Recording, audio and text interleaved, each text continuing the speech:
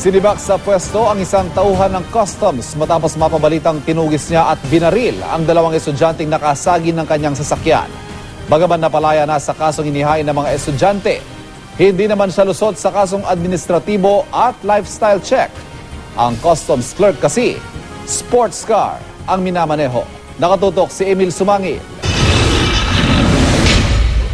Ito ang 45 anyos na si Paulino J.J. Elevado, empleyado ng Bureau of Customs na nasangkot sa isang insidente sa kahabaan ng South Luzon Expressway noong January 21.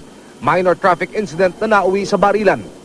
Sa investigasyon ng Pasay Police, nagsimula ang lahat ng masagi sa Magallanes ng dalawang college students na sakay ng isang SUV ang minamanehong kulay puting Porsche 911 Carrera sports car ni Elevado. Kasama raw ni Elevado ang negosyanteng kaibigan na kinilalang si Florencio Bato.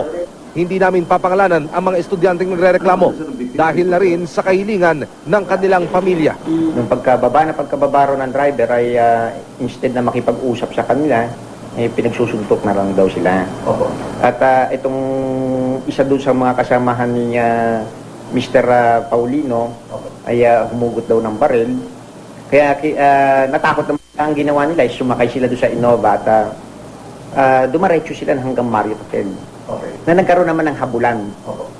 Sa kuha na ito ng CCTV ng Skyway, makikita ang kulay puting Porsche sports car na minamaneho umano ni Elevado habang hinahabol ang kulay puting SUV na dala ng dalawang estudyante. Nang maunahan ng sports car ang SUV, lumabas na sa Villamor Service Road ang SUV.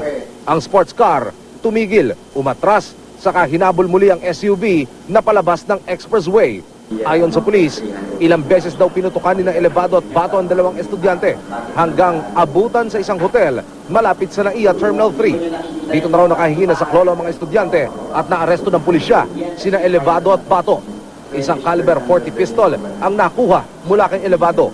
Hindi naman na-recover ng mga pulis ang kalibre 45 na sinasabing pinaputok ng mga suspect na tumama sa likurang bahagi ng SUV. Pero may na-recover daw ang pulisya na slug ng kalibre 45 sa loob nito. Wala pong nakapagsabi doon sa mga biktima kung sino talaga nakakapagpapatok.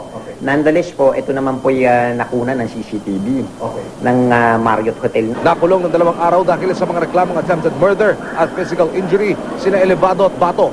Pero pinakawalan din, makaraang magpasya daw ang piskalya na kulang ang ebidensya laban sa dalawang suspect.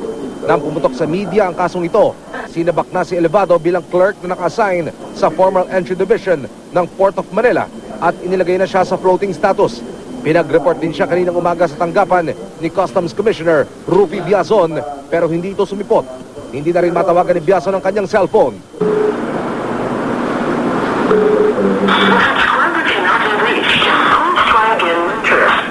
Sasampahan ng mga kasong administratibo si Elevado. Isa sa ilalim din sa lifestyle check dahil sa pagmamaneho ng sports car na higit 3 milyong piso ang presyo. Alangan daw ito sa isang clerk na sumasahod ng 9 hanggang 12,000 bawat buwan. Pina-check din namin ang registration o kung ito ay nakaregister sa pangalan ni Mr. Elevado. It turned out na nakaregister sa ibang tao.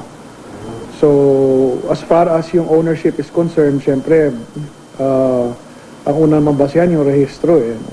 Pero hindi naman ibig sabihin na dahil hindi nakarehistro sa kanya, hindi siya nagmamayari o hindi siya ang gumagamit. Emil Sumangil, Nakatutok, 24 Oras.